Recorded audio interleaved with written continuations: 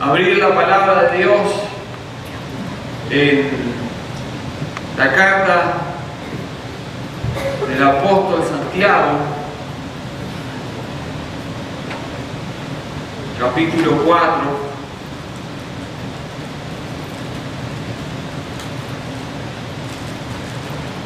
Y quiero leer, no un versículo, quiero leer una frase nomás. 4, versículo 6. Me olvidé de preguntar si alguien precisa traducción. ¿Ustedes también con el español me entienden bien? Okay.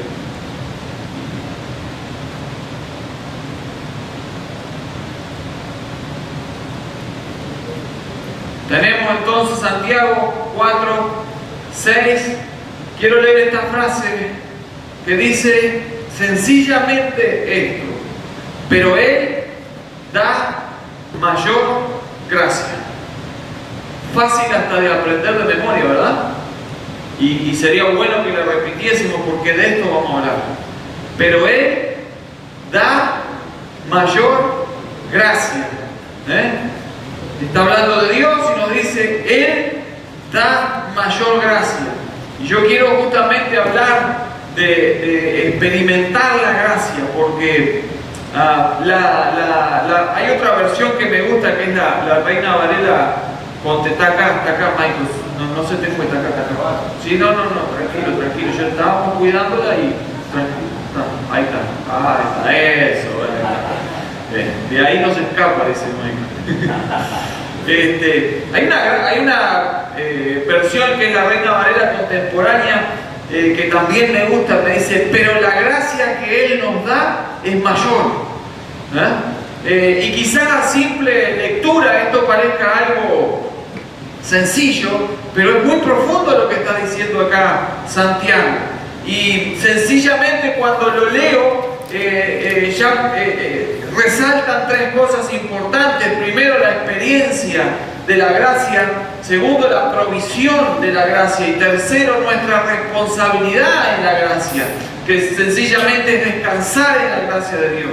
Y al mismo tiempo, cuando leo esta frase, y ustedes saben cómo intentamos enseñar la palabra y predicar la palabra, no la podemos quitar de donde está.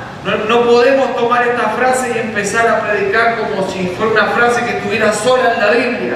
Está en el centro prácticamente del capítulo 4 de Santiago. Y justamente está ahí en el medio, y como que parte de la idea y el versículo, empezando con un pero. Este pero nos introduce justamente a una diferencia que es la que vamos a hablar en cuanto a la gracia.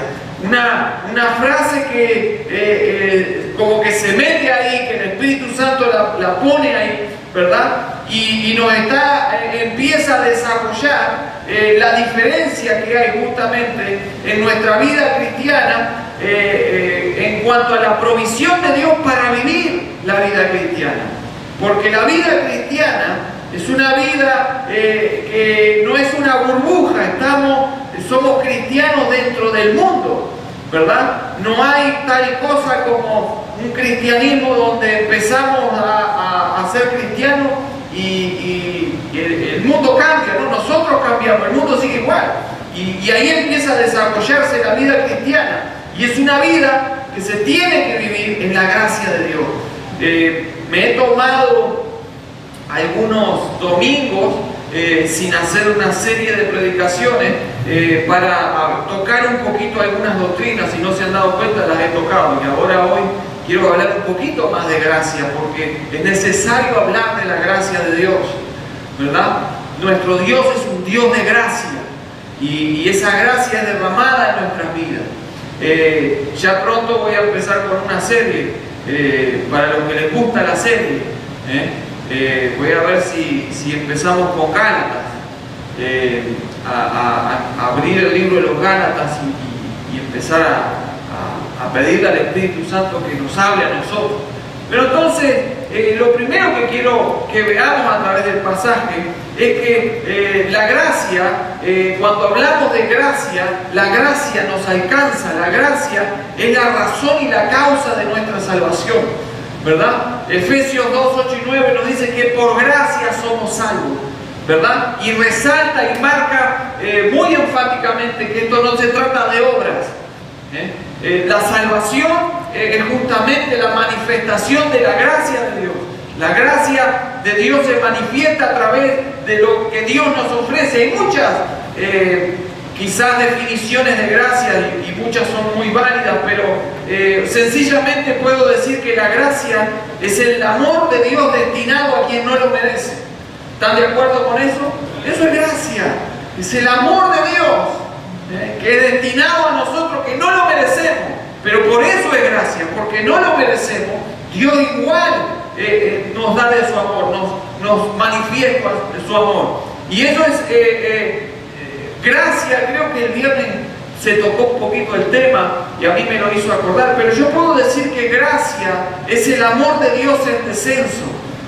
Juan, el Evangelio de Juan, el capítulo 1, versículo 14, primero el versículo nos dice que Jesús era Dios, ¿verdad? Y empieza a descender y nos dice, y el Verbo se hizo carne, habitó entre nosotros. Entonces vemos la gracia de Dios manifestada en descenso. ¿Por qué lo digo así? Porque es la gracia, es el amor de Dios en descenso. Porque cuando nosotros vamos a la historia, nos damos cuenta que el ser humano nunca intentó alcanzar a Dios. Dios siempre desciende a buscar al ser humano. Adán pecó y ¿qué hizo? Se escondió. Y de ahí ya vemos la historia de la humanidad. Y vemos siempre a Dios interviniendo en la historia del ser humano y descendiendo a tal punto que se hizo carne y habitó entre nosotros. Entonces, gracia tiene que ver con salvación. Es la salvación que nos es la salvación, la gracia de Dios nos alcanza y nos salva, porque la Biblia nos dice que no había un justo ni aun uno.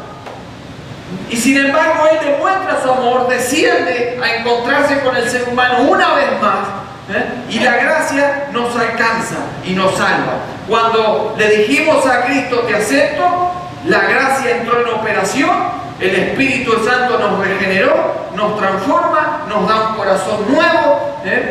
Nunca hay que arreglar, no me gusta esa palabra. Deme otra para arreglar. Así no me quedo con las ganas de decir otra palabra. Reparar. No me dijeron nada y yo la dije. Un corazón no se repara, Dios da un corazón nuevo.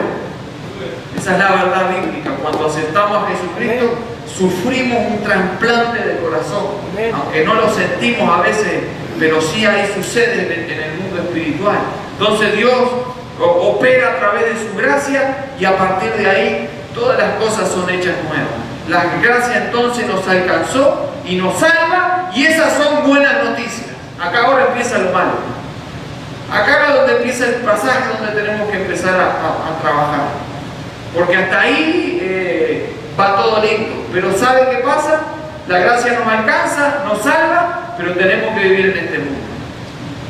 No existe tal cosa que te salvas y te llevan para el otro. No, vivimos acá. Y vivimos en un mundo hostil. Hoy Lucy le llegó un mensaje y estén orando por esto también. En la India quemaron 20 iglesias cristianas.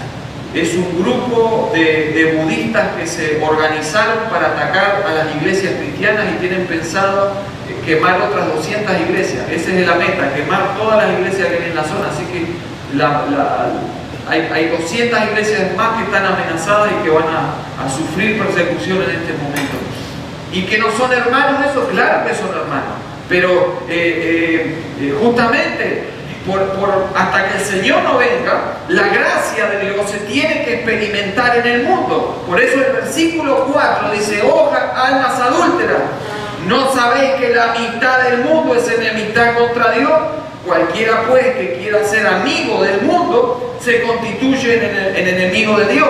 Entonces, esta vida cristiana en la gracia se desarrolla en este ambiente hostil. Y Jesús nos avisó que íbamos a vivir en un ambiente de ese tipo. Y nos dijo, en el mundo tendréis aflicción, ¿verdad? Pero ¿cuál es la buena noticia para los que hemos nacido de nuevo?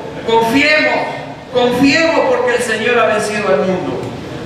¿Por qué razón entonces la pregunta sería, tenemos conflicto con el mundo? Si usted va a Juan capítulo 17, usted se va a enterar rápidamente por qué. Pero pensamos que convertirnos al cristianismo, aceptar al Señor como nuestro Señor y Salvador, se termina en los problemas. Y eso no es lo que dice la Biblia.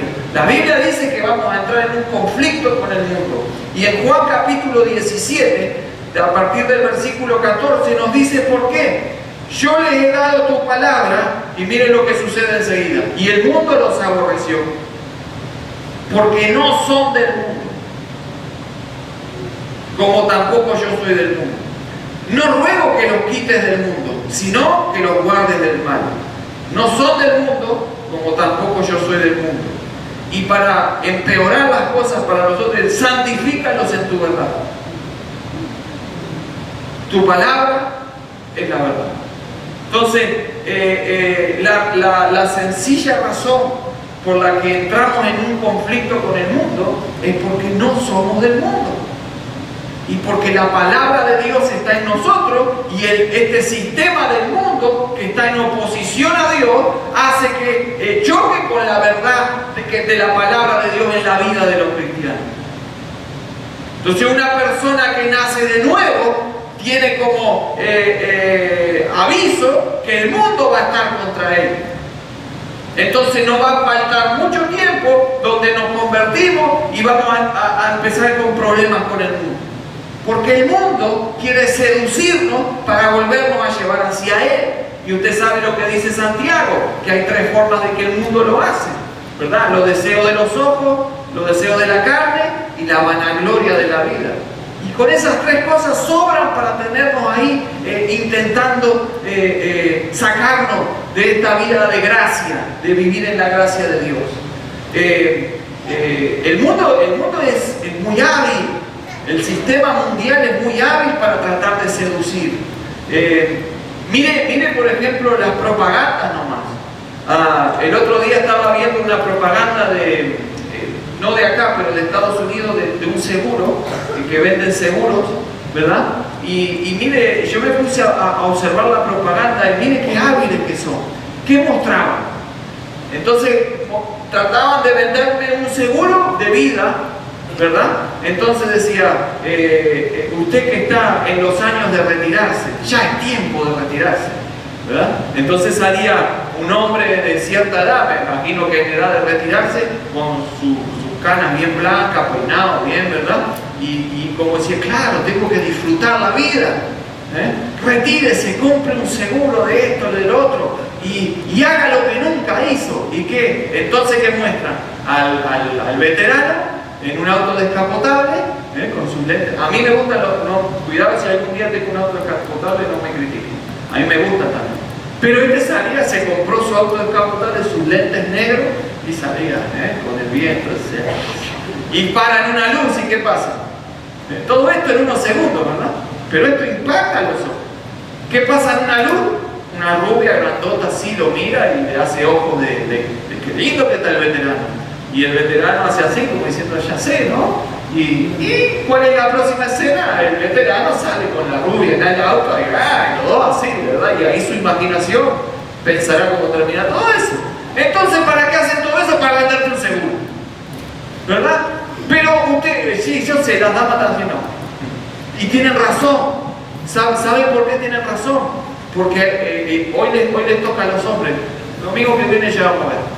Porque ¿qué pasa? Que nosotros a veces llegamos a una edad que nos sentimos que la sabemos todas. ¿Y qué pasa con esa propaganda? Yo puedo ser el veterano.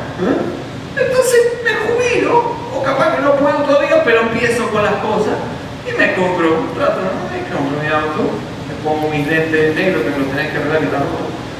Yo pongo mis lentes negros, ¿y qué me pasa? La de la propaganda, paro la luz, ¿y qué hay en la esquina? Una rubia que nunca en mi vida me miró, pero esta vez me mira. Pero ¿sabes cuál es la realidad?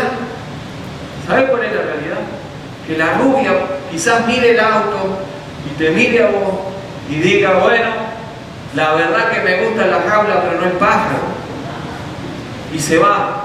Y entonces vos te quedás pagando tu auto, ¿verdad?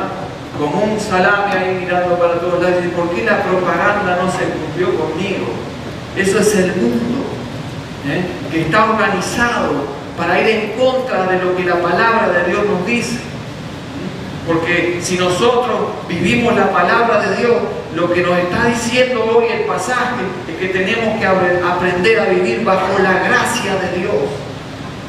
Aunque el mundo tenga muchas tácticas, aunque el mundo entre en un conflicto con nosotros, en medio del mundo estamos nosotros. Y la Biblia todavía nos dice que debemos ser santos. No solo somos cristianos y tenemos la palabra, sino que le dice, santifícalos por tu palabra.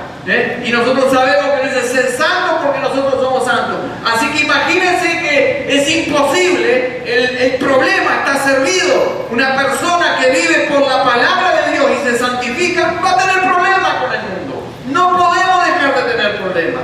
No podemos dejar de decir que no a lo que está mal. No podemos dejar de apoyar, no podemos apoyar lo que está malo. Tenemos que levantarnos y decir, yo no estoy de acuerdo. Yo no estoy de acuerdo con el aborto. Yo no puedo decirlo que estoy de acuerdo porque estaría en contra de la palabra. La palabra está en mí y el Espíritu Santo me dice que eso está malo y que yo tengo que levantar mi voz. Como no estoy de acuerdo con muchas cosas, ¿cómo no va a haber conflicto? Cuando una persona de verdad acepta a Jesucristo como su Señor y Salvador y el Espíritu Santo está en la persona, tiene conflicto con el mundo. El problema está cuando hay gente que se dice cristiano y nunca ha tenido un conflicto con el mundo. ¿Sabe por qué pasa eso? Porque somos como el mundo. Nos decimos cristianos, pero somos como el mundo. Y yo sé lo que estás pensando y te lo voy a decir al final, así que vas a tener que esperar hasta que termine. Porque todavía no he hablado de la experiencia de la gracia, estoy hablando del conflicto, estoy hablando de que estamos viviendo en la gracia y lo primero que nos encontramos con un mundo que nos está en contra de nosotros. Pero nosotros nos estamos alimentando, que es por la palabra de Dios, en algo que nos va a llevar siempre por sendas de amor y justicia. Y por eso no va a faltar mucho tiempo en que tengamos problemas con el mundo. Hoy conversábamos con la hermana Miriam y justo salió el tema de Jeremías, ¿verdad? Porque si usted se está quejando de sus problemas, léase el libro de Jeremías y va a ver que usted no tiene problemas. Porque Jeremías, hermano, fue escogido por Dios para ser profeta. Él no tuvo ni chance de nada. Él cuando le dijeron, toma, esta es la palabra y se la va a decir a Israel, dije, porque desde que estabas antes de venir de tu madre, yo te escogí para que seas profeta, así que andate para allá. Y todavía le avisan que estos no te van a escuchar, son duros, te van a hacer de todo. Jeremías abría la boca y tenía problemas. Le pegaban, lo metían en pozos con lodo, lo metían preso. Cada vez que abría la boca, no sé si viste alguna persona de ese tipo que cada vez que abre la boca es un problema. Jeremías cada vez que decía, esta es la palabra del Señor, ¡pum!, venía el problema. Jeremías entonces uno se pero ¿cómo? ¿No lo mandó Dios? ¿No Dios sabía lo que iba a pasar? ¿No sabía todo lo que iba a enfrentar Jeremías? Sí. Pero eso es vivir en la gracia de Dios. Saber lo que Dios quiere y hacerlo. ¿Qué va a pasar? No sé. Pero la gracia de Dios me dice que tengo que hacerlo así. Entonces la gracia no solo se vive en el mundo, sino que el versículo 7 nos dice... estaba en Juan. El 4:7 nos dice, someteos pues a Dios, resistid al diablo y huirá de nosotros. Entonces, el otro problema que tenemos cuando somos cristianos es la lucha espiritual que todos sabemos que existe. que no tenemos lucha contra sangre ni carne, ¿verdad? Sino contra seres espirituales. Sabemos que Satanás está en contra de todo lo que es Dios. Y el oficio de Satanás justamente es procurar que ¿quién caiga? El cristiano. Cuando una persona no se ha entregado su vida al Señor, Satanás no anda buscando qué hacer con esa persona, porque ya está. Ahora el oficio de Satanás es tentar al cristiano. Y si usted piensa que Satanás lo va a tentar una vez y se va a ir, está equivocado. Satanás viene y viene y viene y viene. Si hay algo que a Satanás no le falta es paciencia. Él tiene todo el tiempo del mundo para venir y venir una vez, y venir dos veces, y venir de una manera y venir de otra y tratar de hacerte caer. Por eso la Biblia nos dice, nos muestra en el libro de Job que se presenta ante Dios y dice que andaba rodeando la tierra, ¿verdad que dice así, Job? Y capaz que usted se imaginó a Satanás como un satélite haciendo así constantemente. No es esa la idea. Lo que está diciendo es que andaba en la tierra, andaba rodeando ¿a quién? A Job. A Job lo quería hacer caer. ¿Por qué lo quería hacer caer? Por el testimonio de Job. Job era un hombre recto, temeroso de Dios, apartado del mal. Ese tipo no tenía nada. La gente lo miraba y decía, mirá qué hombre de Dios. Y por eso Satanás andaba alrededor buscando cómo hacerlo caer. Eso nos revela el libro de Job, el trabajo de Satanás. Y esa es la meta de la tentación, hacernos caer. La prueba no es para hacernos caer. Ahora voy a hablar de la prueba. La tentación tiene como meta hacernos caer. Y entonces, en medio de la tentación, nosotros tenemos que vivir la gracia de Dios. Que no es fácil. Que no es fácil. Pero por algo, el pasaje nos dice que ya se olvidaron. Él, ¿qué? La está ahí por la duda. Él da mayor gracia. Entonces, te puedo ir adelantando algo. Si tu problema con el mundo es grande y si la tentación es grande, la Biblia me dice que más grande es la gracia de Dios. Amén. Y eso es suficiente, hermano. Amén. Pero no solo el mundo y las tentaciones. El versículo 8 nos dice, acercaos a Dios y Él se acercará a vosotros. Pecadores, limpiad las manos. Y vosotros, los de doble ánimo, purificad vuestros corazones. ¿Qué está diciendo Santiago? Que también tenemos una lucha con nuestro ser interior. Fíjese todo lo que se agrega, ¿no? Por la duda, si alguien pensaba ser cristiano es así nomás. No, tenemos todas estas cositas que ir mirando. Entonces, tenemos esa lucha interior. Entonces, mire, a mí le voy a contar algo, a ver si puedo hablar esto a través de un ejemplo. Porque a veces, y miren que no solo de la iglesia, a veces me llaman de otro, tengo un grave problema. Y yo digo, bueno, sentarnos. Y ahí. Entonces, imagínense que alguien me llama y me dice, pastor, tengo un grave problema. ¿Qué pasó? Robé. ¿Robaste? Sí, robé. ¿Pero y qué pasó? ¿Por qué robaste? El diablo me hizo caer. Entonces, si el diablo estuviera ahí, el diablo tuviera doble acusación. Se levantaría y decir, este aparte de ladrón es mentiroso. Porque la decisión la toma el ser humano, no el diablo. Entonces, nuestra naturaleza nos pelea cada vez que puede y se quiere levantar para que pequemos. Y Santiago nos dice, no le echéis la culpa al diablo. Santiago claramente nos dice que pecamos de nuestra propia concupiscencia. Es decir, que nosotros tenemos deseos pecaminosos, lo alimentamos y cada vez que pecamos es porque antes tomamos una decisión de hacerlo. Pero el versículo me dice, Él da mayor gracia. Porque ya los veo tristes y apagados, ya los estoy matando. Y aparte de eso, ¿sabe qué pasa? Dios tiene un sistema para hacernos crecer, para hacernos madurar, para que nos afirmemos en la fe. ¿Sabe cuál es ese sistema? ¿Sabe lo que usa Dios? Las pruebas. Así que estamos en conflicto con el mundo. Satanás anda buscando para que pequemos, tentándonos, ¿verdad? Nuestra naturaleza caída por ahí todavía se quiere levantar, y todavía 2 por 3 nos levantamos con una sonrisa radiante y no sabemos que ese día Dios tiene una prueba para nosotros. Y normalmente, a mí por lo menos me ha pasado que cada vez que viene la prueba, es la prueba que menos espero, ¿verdad? Yo a veces le oro y le digo, Dios, ¿por qué no me avisas que viene la prueba y me das a elegir? Entonces yo la elijo y es más fácil la vida, ¿verdad? Pero no, Dios nunca me contestó ni me quiere contestar, y me manda la prueba cuando yo menos espero y la prueba que menos yo estoy esperando. Pero es la forma de Dios tratar con mi vida.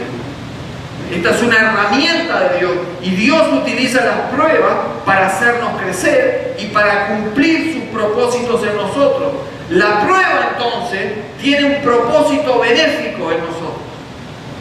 Y a veces nos quejamos de la prueba, pero deberíamos decir gracias porque esto me va a beneficiar a mí. Nunca lo escuché, muy pocas veces, ¿verdad? Pero deberíamos entender que la prueba viene de Dios para beneficiarme. Y poder decirle a Dios gracias porque querés que madure, querés que yo crezca en la fe. La buena noticia es que el apóstol Pedro, en el 1 de Pedro 1:6 dice, por lo cual vosotros os alegráis, aunque ahora, por un poco de tiempo, si es necesario, tengáis que ser afligidos en diversas pruebas. ¿Qué nos dice Santiago? Que la prueba es por un tiempo. Es decir, que va a terminar. Cada vez que pasamos por una prueba, o si estás pasando por una prueba, va a terminar. Va a terminar. Tiene un tiempo establecido por Dios. Y si usted sigue leyendo el capítulo 1 de Santiago, marque cada vez que dice pero, porque el pero es propósito. O el para. El para nos habla de propósito. Las pruebas son para que nosotros nos fortalezcamos, para que crezcamos, para que maduremos. Santiago nos dice lo mismo, que las pruebas que Dios nos envía en esta vida de gracia son para beneficio personal, son para hacernos crecer. Su meta y la mía tienen que ver con Jesucristo, no con el hermano que tiene al lado. Cada vez que usted se compara a un hermano, usted está fallando. Usted debe volver su vista a Jesucristo, porque mi meta ante ustedes y ante el Señor es parecerme a Jesucristo cada día. Pero nosotros humanos decimos, no, yo estoy lejos, pero me voy a comparar con Michael. Entonces, no, ahí yo puedo pelearla más, ¿verdad? Pero mi meta es Jesucristo. Mi meta es Jesucristo. Y entonces la gracia se manifiesta, y se manifiesta permitiendo en nuestra vida las pruebas. Y entonces usted a veces y yo también nos sentimos en medio de la prueba como zarandeados, como que ya se termina todo, pero Dios está ahí con nosotros en medio de la prueba. No sé si alguno ha experimentado alguna vez algún tipo de tornado o de ciclón. No sé si alguno ha pasado por eso. A mí, yo siempre lo vi por televisión, nunca estuve ahí en un tipo de esos vientos, no sé si a alguno le pasó, pero el hecho de verlo por video ya uno dice, hay que estar ahí, ¿verdad? Cómo eso pasa y arrastra, ¿verdad? Y yo no sé si usted, capaz que yo miro las películas de una manera que yo veo que usted no la mira, porque usted nunca se alegra con lo que yo digo. Y dice, yo nunca vi eso. Bueno, pues yo la miro así. ¿Nunca te viste esas películas de acción o algo donde alguna persona se cae por un barranco? Y de repente alguien mira así y está colgado así de una ramita, está colgado así. Y vos decís, no, es película. Un tipo 180 colgado así una ramita. Y porque no puede morir porque es el botija bueno de la película, ¿verdad? Si fuera la suegra, la matan ahí en el barranco, quedó allá, toda destrozada. Pero como es el muchacho bueno, está ahí agarrado, ¿verdad? Y lo salvan y todo, le tiran la cuerda y la ramita sigue ahí, ¿verdad? Pero ¿saben que es verdad eso? ¿Saben que es verdad? Y si usted estuviera en un lugar donde pasa un viento, póngale de 120 kilómetros por hora, ¿verdad? Y usted al otro día que pasa el viento sale a caminar, usted va a ver, si hubiera un parque ahí, usted va a ver que muchos árboles en ese parque se cayeron, no soportaron el viento. Pero si usted mira a ese lugar donde estuvo el grandote Pintún agarrado como 20 minutos, va a ver esos arbolitos chiquitos entre las rocas que están ahí y que sufren constantemente el acoso del viento. ¿Sabe por qué el árbol ese en el parque cayó y aquel otro no? Porque el árbol en el parque no está acostumbrado a los vientos.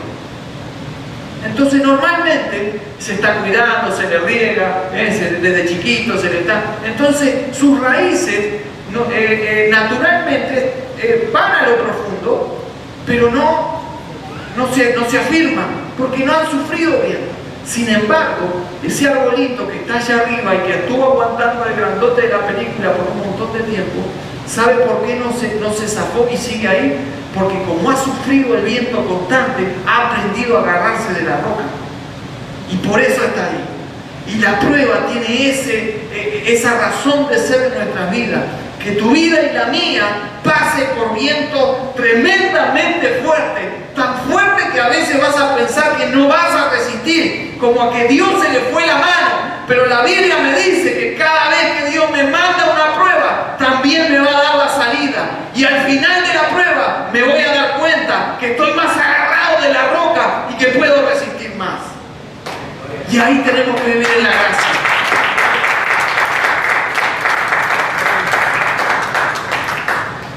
En todo esto, todavía no hemos hablado cómo vivir en la gracia, y a eso es lo que quiero terminar. Porque tenemos que pasar por el mundo que está en contra nuestra. Tenemos que vivir en este mundo. Creo que a todos ustedes les ha pasado ya dar una opinión en contra del mundo y que se te venga a todos arriba. Tenemos que estar peleando contra las tentaciones del diablo. Tenemos nuestra naturaleza que por ahí quiere hacer lo que a Dios no le agrada y tenemos que apagar eso a través del Espíritu, ¿verdad? Tenemos las pruebas de Dios que vienen constantemente porque Dios quiere que crezcamos, que nos afirmemos en Jesucristo. Pero entonces ahora me queda preguntar, entonces el versículo me dice, pero Él da mayor gracia. ¿No? Déjenme leerlo en la otra, pero la gracia que Él nos da es mayor.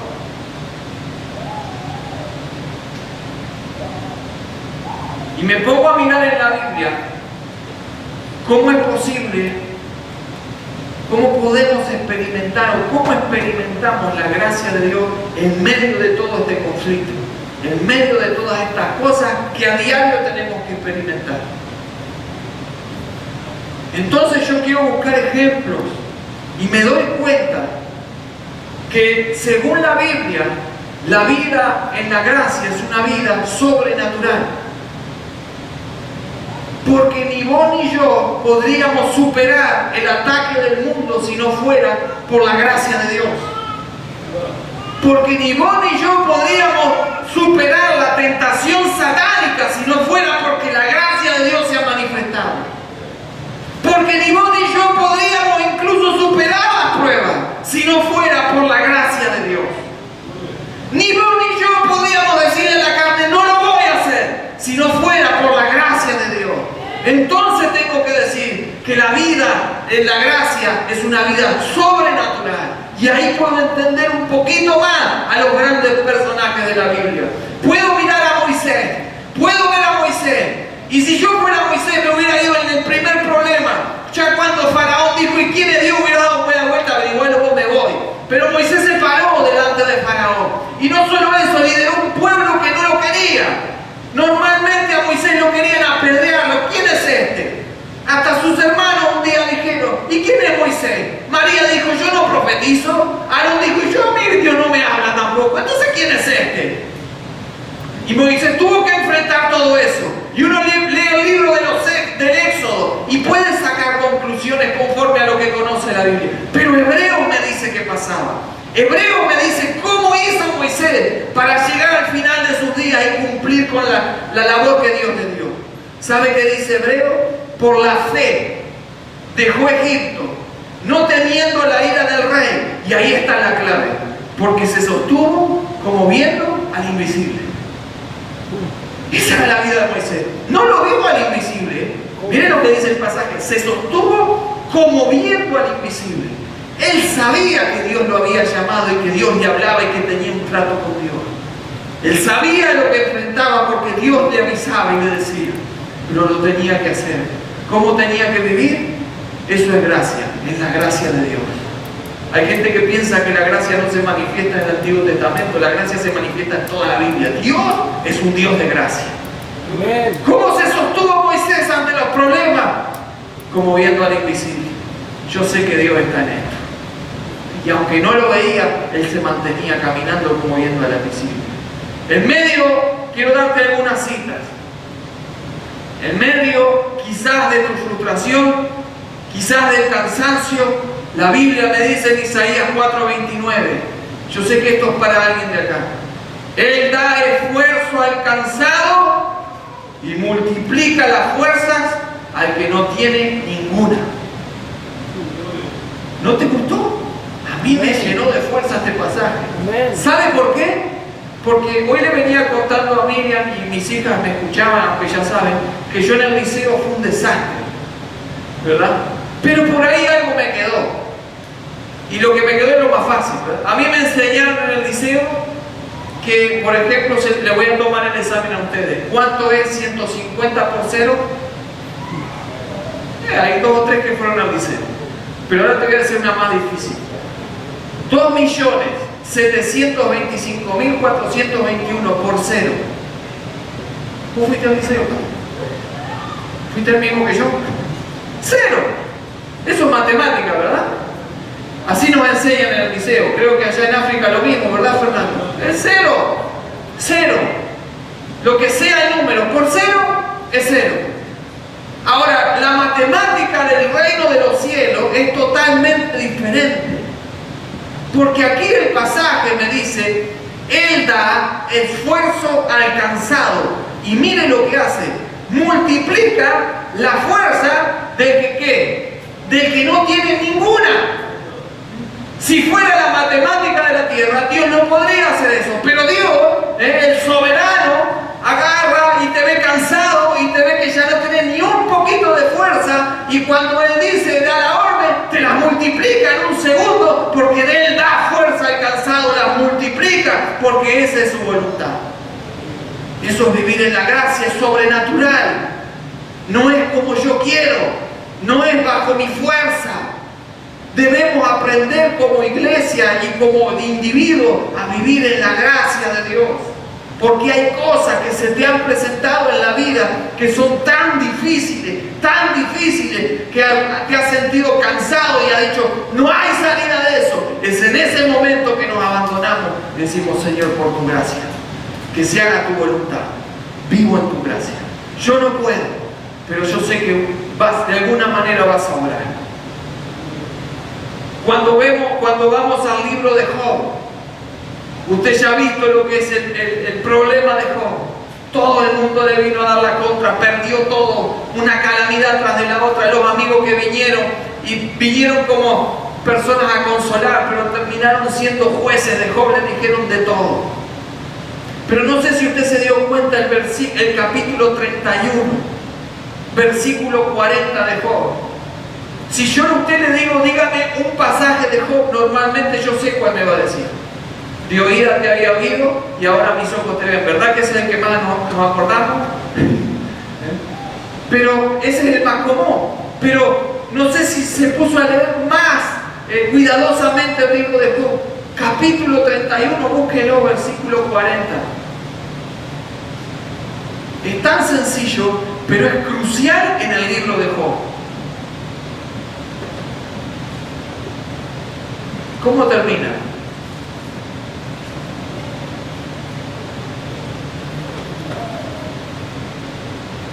¿Lo encontró?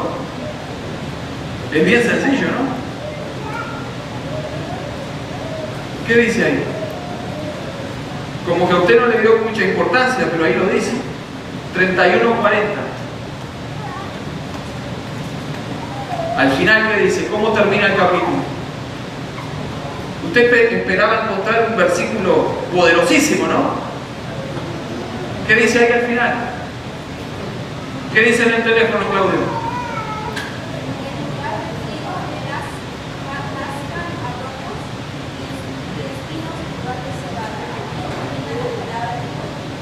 ¿Cómo termina? ¿Lo último que dijiste? Eso. Yo sé que no te parece que es tonto lo que le estoy pidiendo, pero ¿qué dice ahí? Aquí terminan las palabras de Job. 31 capítulos donde Job se defiende de los ataques de los amigos.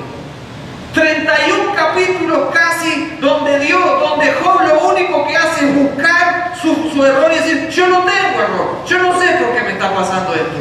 Yo he sido bueno, he hecho esto, y vienen los amigos y otra vez. Y Job en el capítulo 31, versículo 40, termina el capítulo diciendo, aquí terminan las palabras de Job. ¿Sabe por qué esto es crucial en el libro de Job? Porque Job se cayó la boca. Ya no había más nada que hablar, no había cómo defender, no había cómo tratar de cambiar la situación. Hasta aquí las palabras de Job. Y acá viene lo bueno para Job, cuando se cayó la boca. ¿Sabe por qué? Porque usted ahora es donde empieza a intervenir Dios. Y a mí me encanta un pasaje del capítulo 38, lo voy a leer porque el 31 demoraron como media hora en encontrarlo. Así que yo les leo el 38 y escuchen lo que le digo. 38:4 dice, hasta el 6 voy a leer, aunque es precioso todo.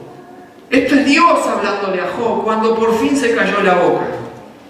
¿Dónde estabas tú cuando yo fundaba la tierra? ¿Podrías vos contestar esa pregunta? Házmelo saber si tienes inteligencia. Miren esta. ¿Quién ordenó sus medidas, si lo sabes? ¿Y quién extendió sobre ella el cordel? ¿Sobre qué están fundadas sus bases? ¿O quién puso su piedra angular? Eso no lo contesta nadie. Pero ¿sabe lo que está diciendo Dios? Job, ya vas a encontrar el porqué de las cosas, pero mientras tanto tenés que confiar en mí. Eso es vivir en gracia. Y cuando yo digo que Job tuvo un proceso y hasta que se cayó Dios empezó a hablarle,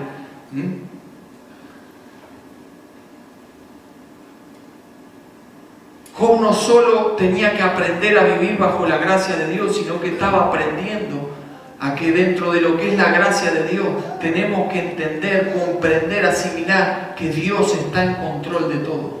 Amén. Porque cuando viene el mundo a atacarte, tenés que saber que tu Dios está en control.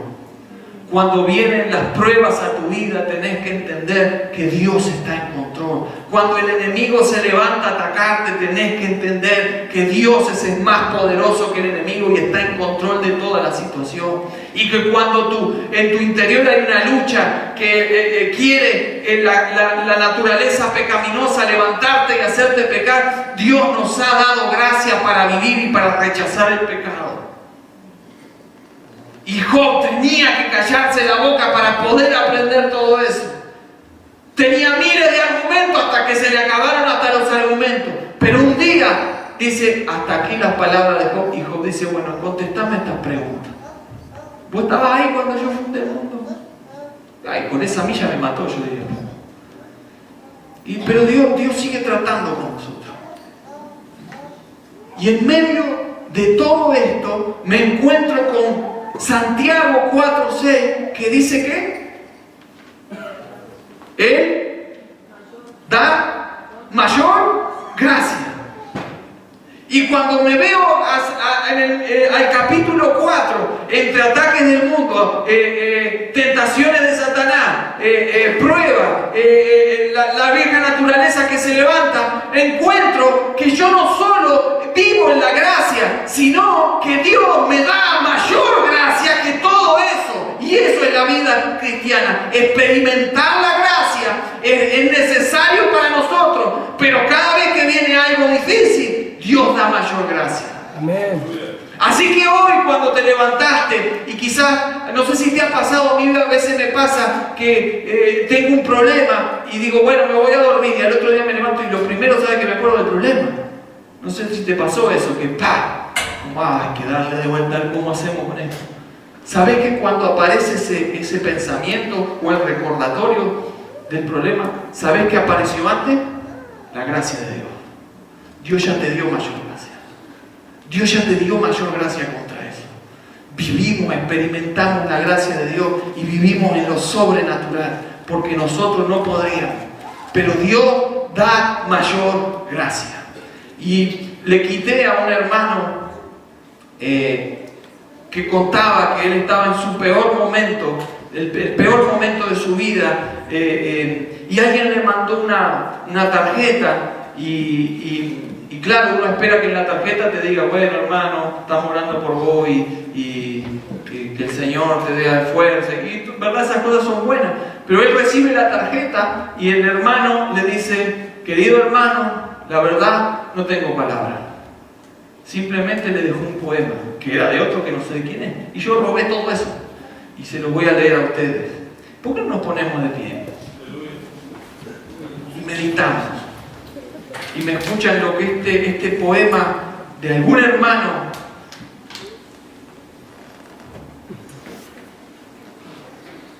que algún hermano escribió, hoy nosotros lo podemos leer. Nos llega a nosotros. Yo creo en la provisión del Espíritu Santo, por algo lo estamos leyendo. Y dice, si los caminos de mi Dios me parecen extraños, incomprensibles y penosos, si mis deseos desaparecen en el mar de las preocupaciones y el día termina solo, y el día que termina solo me trajo dolor y pena, tengo que recordar, Dios nunca se equivoca.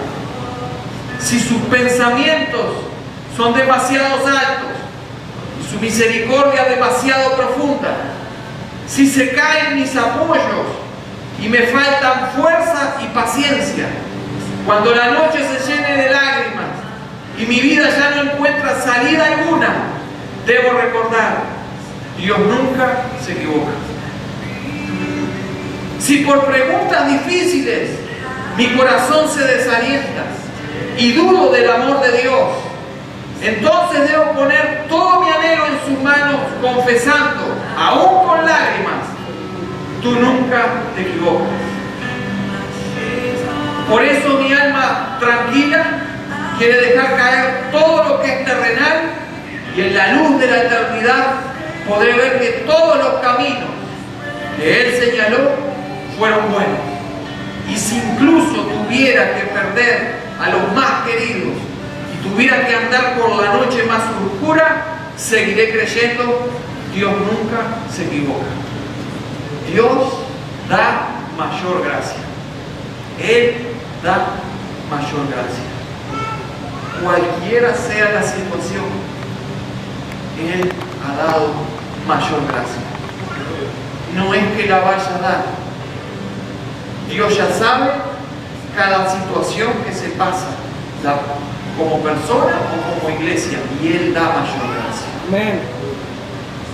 Y esto es sobrenatural. Amén. Es sobrenatural.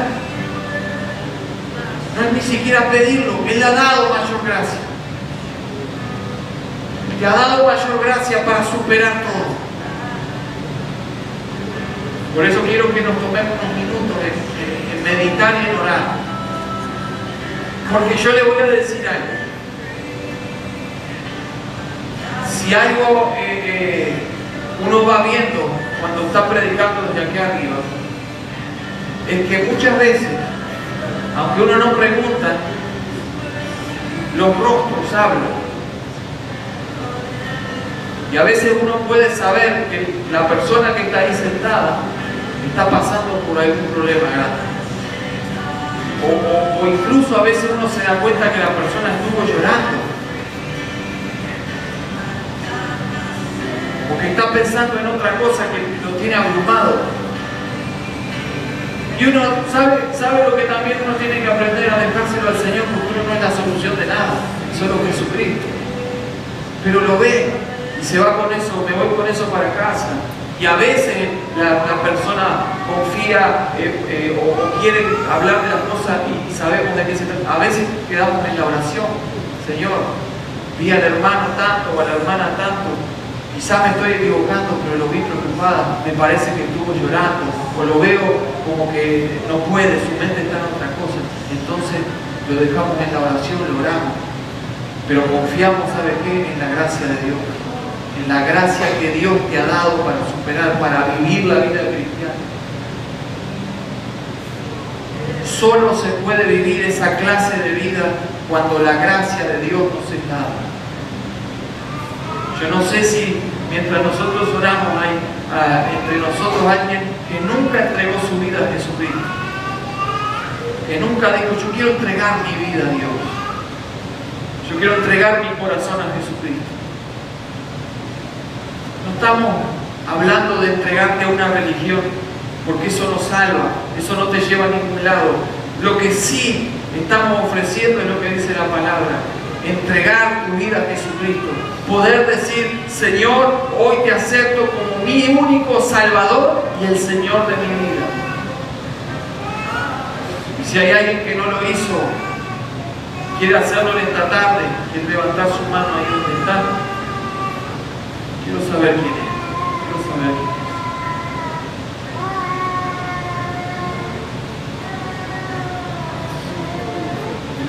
La oportunidad que tenemos que dar porque estamos predicando la palabra. Y esto es el Evangelio, salvación, salvación. ¿Hay alguien que quiere entregar su vida a Jesucristo? Y los que están orando, entre los que estamos aquí, a esos que están quizás en una lucha en este mismo momento, puede ser en el trabajo, a veces hasta en la propia familia, o en la zona donde uno vive, una lucha con el mundo. Si todavía no te han dicho en el trabajo: no hables de Jesucristo, prontate porque ya viene. El mundo no va a querer que lo hagas. Pero si hay alguien que está en este mismo momento, en estos días, luchando, intentando pararse delante del mundo, aunque el mundo lo ataque, yo solo tengo una palabra: Él da mayor gracia. Amén. Capaz que hoy mismo viniste en medio de una de las pruebas más grandes de tu vida, que todavía no se ha terminado, todavía sigue ahí. Te levantaste y la prueba sigue ahí. Tengo una palabra para dar: Él da mayor gracia. Es mayor la gracia de Dios. Es mayor la gracia de Dios. Te estás viendo tentado o tentada. La tentación ha llegado a tu vida. No te sientas mal. Jesús ha sido tentado. Tentación es parte del trabajo del enemigo. Lo bueno es que no te venza la tentación. Y si vivís en la gracia de Dios, no te va a vencer, porque la palabra de Dios ya te ha dicho que Él te ha dado mayor gracia. Amén.